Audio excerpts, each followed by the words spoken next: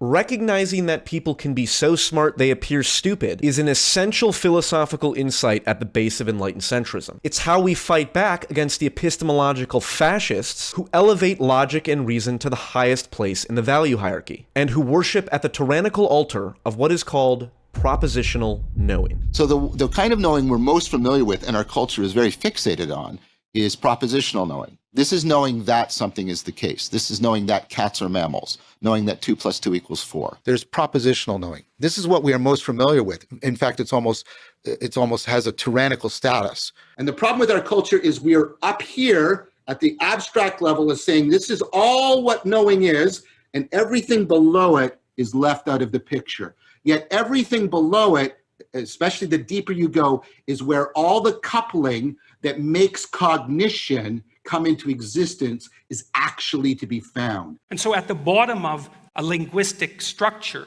there's something that's extra linguistic, and it tends to take form in metaphor and narrative and drama and that sort of thing. Propositional knowing is the kind of knowing associated with intelligence and logical consistency. But underneath the linguistic and abstract domain of nerd shit, facts, and logic are deeper, embodied, extra-linguistic ways of knowing, the most important of which is called procedural knowing. So the next is procedural knowing. This is knowing how. This is knowing how to kiss someone.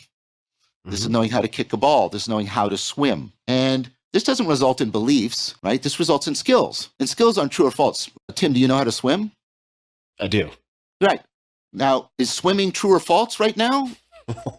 No, you're misunderstanding. Skills aren't true or false. They apply or they don't, and they apply powerfully or they don't. And then, prosaically enough, psychologists call the form of memory associated with this procedural memory. When you remember your past, that little movie that runs in your head, that's episodic memory. That's representational. But procedural memory is different. Procedural memory is how you walk. You don't know how you walk. That's how you ride a bike. It's how you play the piano. It's how you type. So it's automatic. Automatic.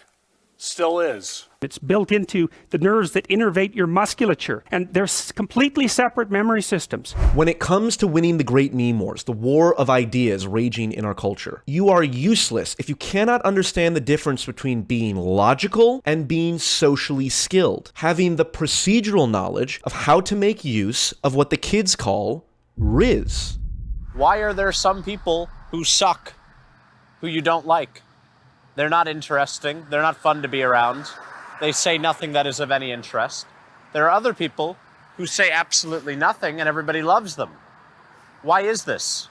Animal magnetism, mesmerism. You know that the same person can be admired by a lot of different people, even people who differ in their political beliefs. And that admiration sort of captures them. That's charisma. That's part of charisma. The charisma is part of an instinct, right? Because if I think you're charismatic, and then I'm going to watch you more, my eyes are going to point to you more, I'm going to be more likely to do the things you do. I'm more likely to imitate you.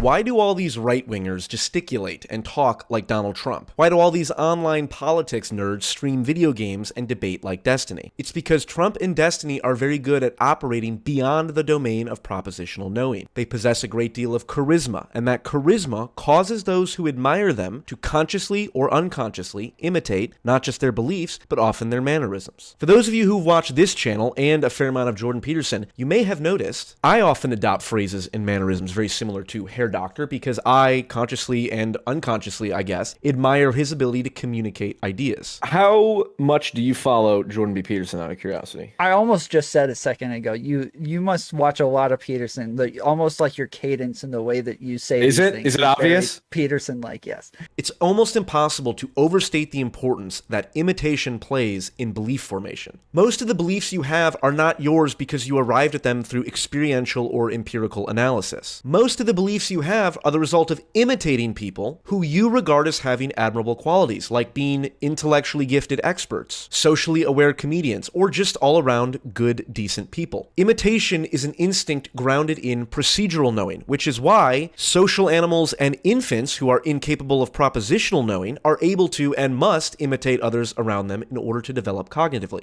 Imitation is the fundamental mechanism by which culture, ideas, and beliefs are spread. In fact, the very definition of meme is a unit of cultural information that is transmitted via imitation. All of this points to the fact that if you want to change people's minds, if you want to win the meme war, you cannot rely solely on having the most logically coherent and propositionally sound arguments. You must possess enough riz to catalyze in people the instinct to imitate your beliefs. Propositional knowing is like blacksmithing, being able to forge a strong weapon and assemble facts into a powerful theory. But the ability to use that weapon or use that theory is a function of riz. It's an entirely different skill set. This explains why most of the people who have seized the means and memes of cultural production in our society are not really intellectuals but comedians. People who can channel the magic of riz to acquire large audiences and then, using the technology of digital mass media, spread their memes and ideas throughout the culture.